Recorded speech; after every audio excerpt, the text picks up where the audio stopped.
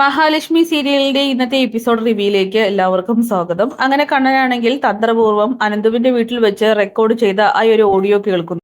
അത് കേൾക്കുന്ന കണ്ണനാണെങ്കിൽ തന്റെ ഭാര്യയടക്കം എല്ലാവരും തന്നെ ചതിക്കുകയാണെന്നുള്ള സത്യം തിരിച്ചറിയുന്നു. വളരെ ദേഷ്യത്തോടു കൂടി തന്നെ കണ്ണൻ പുറത്തേക്ക് പോവുകയാണ്. ഈ സമയം ദുർഗയും കരുണയും ഉണ്ണിയും വാമദേവനും ഒക്കെ തന്നെ കണ്ണനെ ചൊടിപ്പിക്കുന്നത് പോലെ സംസാരിക്കുമ്പോൾ താൻ മണ്ടനല്ല എന്നും ഇനി ഒരു മനുഷ്യനെയും ഞാൻ വിശ്വസിക്കില്ല എന്നും എല്ലാവരും ചതിയന്മാരാണെന്ന് പറഞ്ഞുകൊണ്ട് ഇറങ്ങി പോവുകയാണ്. അത് കേൾക്കുന്ന കരുണയ്ക്കും വാമദേവനും എല്ലാവർക്കും ഒരു പേടി തോന്നുകയാണ്, മാത്രമല്ല സംശയവും. കാരണം ഈ കണ്ണൻ പറഞ്ഞിട്ട് പോയതിന്റെ അർത്ഥം മഹാലക്ഷ്മിയെ പോലും ഇനി വിശ്വസിക്കില്ല എന്നല്ലേ. എല്ലാവരും എന്ന് പറയുമ്പോൾ അതിൽ അവരും പെടുമല്ലോ എന്നൊക്കെ ഉണ്ണി പറയുന്നു.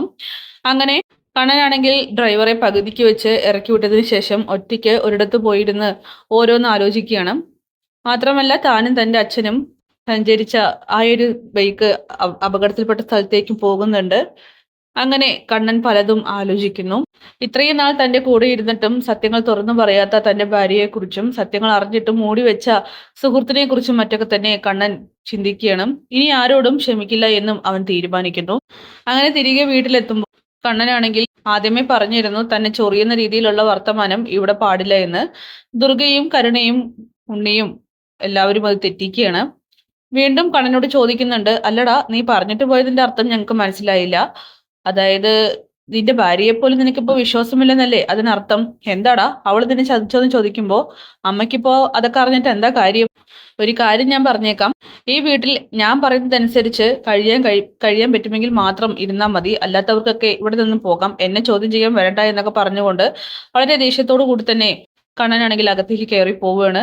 ഈ സമയം കരുണയാണെങ്കിൽ വാമദേവനോട് പറയുന്നുണ്ട്, ഇവിടെ നിന്നും ഫംഗ്ഷൻ കഴിഞ്ഞു പോയ ആളെയല്ല എന്റെ വീട്ടിലേക്ക് പോയിട്ട് തിരിച്ചു വന്നയാൾ. എന്തോ ഒരു പ്രശ്നം ഉണ്ട്, എനിക്കെന്തോ പേടി തോന്നുന്നു. അയാൾ ഇനിയിപ്പോ ആരും അറിയാതെ എന്റെ അച്ഛനെ കണ്ടു കാണുമോ? എന്റെ മനസ്സ് അങ്ങനെ പറയുന്നു എന്നൊക്കെ പറയുമ്പോൾ എങ്കിൽ പിന്നെ മോളെ നമ്മളെല്ലാവരും പെട്ടു.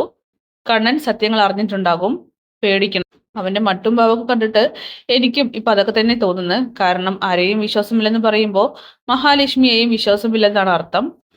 എന്തായാലും നമുക്ക് നോക്കാം ഇനി അവന്റെ അടുത്ത് നീക്കം എന്താണെന്ന്. അങ്ങനെ കണ്ണനാണെങ്കിൽ റൂമിലേക്ക് പോയതിനു ശേഷം മഹി ഫോൺ വിളിക്കുമ്പോൾ ഒക്കെ തന്നെ എടുക്കുന്നില്ല. ഈ സമയം മഹിക്കാണെങ്കിൽ അതൊക്കെ ഓർത്ത് വല്ലാത്ത ടെൻഷൻ ആവുകയാണ്.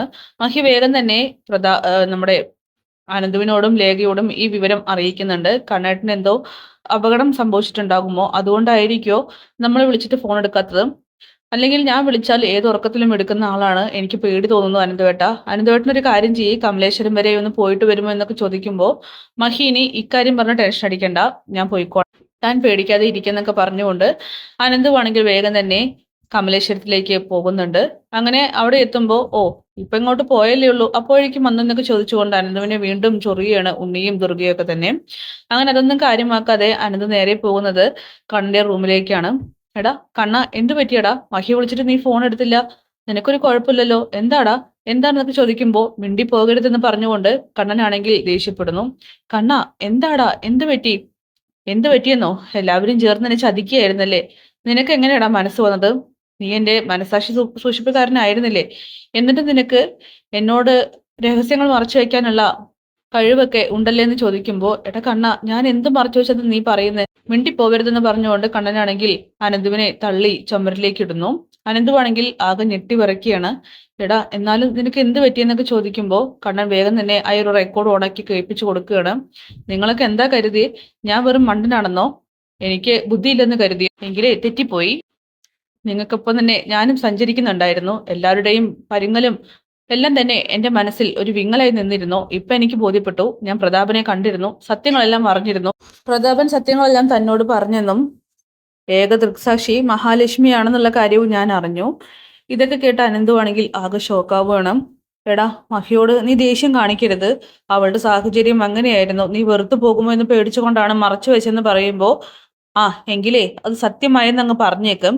ഇനി അയാൾ എന്റെ ഫോണിലേക്ക് വിളിക്കരുത്, എനിക്ക് അയാളെ ഇനി കാണും വേണ്ട, അയാളും ഞാനും തമ്മിൽ യാതൊരു ബന്ധവുമില്ല, എനിക്ക് അയാളെ തീർത്ത തീരത്തെ വെറുപ്പാണെന്ന് ചെന്ന് പറഞ്ഞേക്കെന്ന് പറഞ്ഞുകൊണ്ട് കണ്ണനാണെങ്കിൽ അനന്തുവിനെ അവിടെ നിന്നും ഇറങ്ങി പോവാനായിട്ട് പറയുകയാണ്.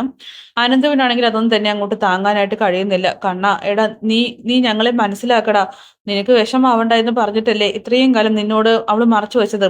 മാത്രമല്ല സത്യങ്ങൾ അറിഞ്ഞതിന് ശേഷം ഇതൊക്കെ ഞങ്ങൾ എങ്ങനെയാടാ നിന്നോട് പറയുക? മിണ്ടി പോവരുത്, എല്ലാവരും ഇറങ്ങിപ്പോയിക്കൊള്ളണം എന്ന് പറഞ്ഞുകൊണ്ട് വളരെ ദേഷ്യത്തോടു കൂടി തന്നെ കണ്ണനാണെങ്കിൽ അനന്തുവിനെ ഇറക്കുകയാണ്. എന്തായാലും വളരെ വിഷമത്തോടു കൂടി ചങ്ക് തകർന്നുകൊണ്ട് കണ്ണന്റെ റൂമിൽ നിന്നും അനന്തു ഇറങ്ങി പോന്നു. എന്തൊക്കെയോ ബഹളങ്ങൾ ഉണ്ടായിട്ടുണ്ടെന്ന് ദുർഗയ്ക്കും കരുണയ്ക്കും ഉണ്ണിക്കും മനസ്സിലാവുകയാണ്. കരുണയ്ക്കാണെങ്കിൽ നെഞ്ചിൽ തീയാണ്.